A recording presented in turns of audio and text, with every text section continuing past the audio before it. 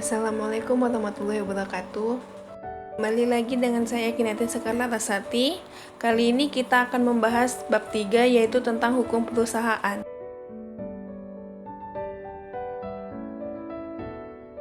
Yang pertama yaitu bentuk-bentuk badan usaha. Perkumpulan dalam arti luas adalah induk atau bentuk asal dari segala bentuk persekutuan yang bergerak dalam dunia bisnis, seperti perserikatan perdata, firma, persekutuan komanditer, dan perseroan terbatas. Unsur dominan perkumpulan: 1. Adanya kepentingan bersama, adanya kehendak, adanya tujuan bersama, dan adanya kerjasama. Berdasarkan status hukumnya, perkumpulan dapat dibedakan menjadi dua, yaitu perkumpulan berbadan hukum dan perkumpulan yang tidak berbadan hukum. Perusahaan adalah setiap bentuk usaha yang menjalankan setiap jenis usaha yang bersifat tetap dan terus-menerus dan didirikan serta berkedudukan dalam wilayah Indonesia untuk tujuan memperoleh keuntungan atau laba. Dalam hal kepemilikan, perusahaan dapat dimiliki oleh satu orang, beberapa orang, atau perusahaan milik negara atau BUMN. Yang kedua yaitu bentuk-bentuk perusahaan.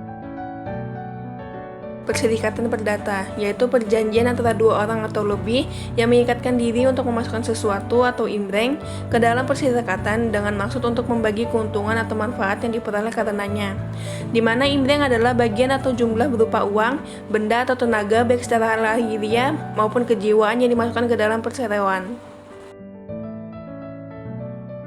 Persekutuan firma adalah tiap-tiap perserikatan perdata yang didirikan untuk menjalankan perusahaan dengan nama bersama. Firma dapat dikatakan merupakan perserikatan perdata khusus. Kekhususannya terletak pada dapat menjalankan perusahaan, dapat memakai nama bersama, dan mengenal sistem pertanggungjawaban pribadi untuk semua. Persekutuan komanditer.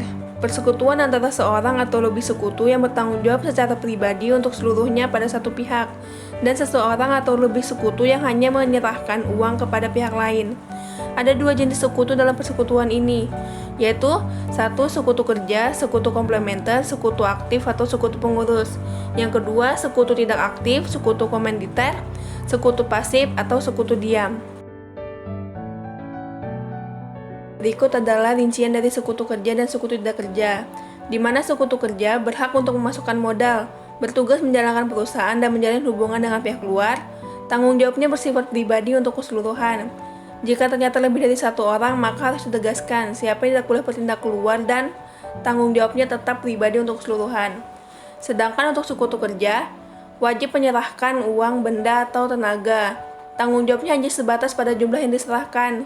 Tidak boleh mencampuri tugas dari sekutu kerja. Jika melanggar itu, maka tanggung jawabnya akan sama dengan sekutu kerja, yaitu pribadi untuk keseluruhan. Perseroan terbatas, Undang-Undang Nomor 40 Tahun 2007, yaitu badan hukum yang merupakan persekutuan modal, didirikan berdasarkan perjanjian, melakukan kegiatan usaha dengan modal dasar yang seluruhnya terbagi dalam saham, dan memenuhi persyaratan yang ditetapkan dalam undang-undang serta peraturan pelaksanaannya. Organ PT terdiri dari 1. RPS, yaitu organ PT yang mempunyai kekuasaan paling tinggi dan memegang segala wewenang yang tidak diserahkan kepada direksi atau komisaris. Yang kedua, direksi, yaitu organ PT yang bertugas melakukan pengurusan PT demi kepentingan dan tercapainya tujuan perseroan, serta mewakili PT baik di dalam maupun di luar pengadilan. Yang ketiga, komisaris, yaitu organ PT yang bertugas mengawasi kebijaksanaan direksi, memberikan nasihat kepada direksi dalam menjalankan PT. Merger, konsolidasi, dan akuisisi. Merger adalah suatu perseroan atau lebih menggabungkan diri dengan perseroan yang telah ada, dengan pengertian bahwa perseroan yang menerima penggabungan tetap ada, dan perseroan yang menggabungkan diri menjadi bubar. 2. Konsolidasi. Satu perseroan atau lebih mereburkan diri menjadi satu dan membentuk perseroan baru.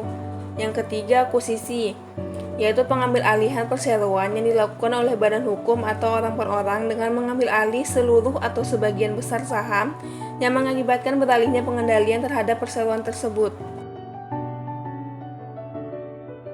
Membantu dalam menyelenggarakan perusahaan, pengurus filial, yaitu orang yang bertugas mewakili perusahaan dalam segala urusan yang berhubungan dengan cabang perusahaan.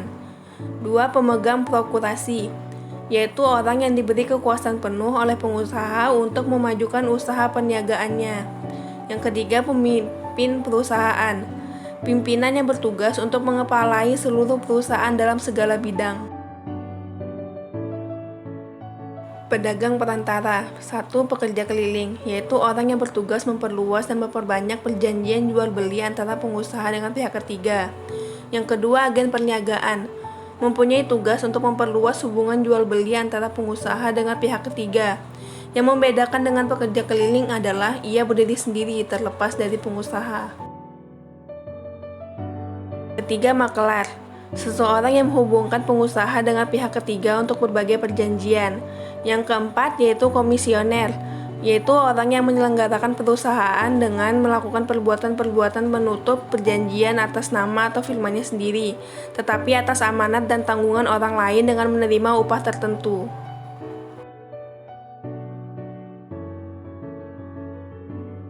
Nah, itu tadi materi tentang hukum perusahaan. Semoga bermanfaat ya. Jangan lupa like, subscribe, and share. Bye. Wassalamualaikum warahmatullahi wabarakatuh.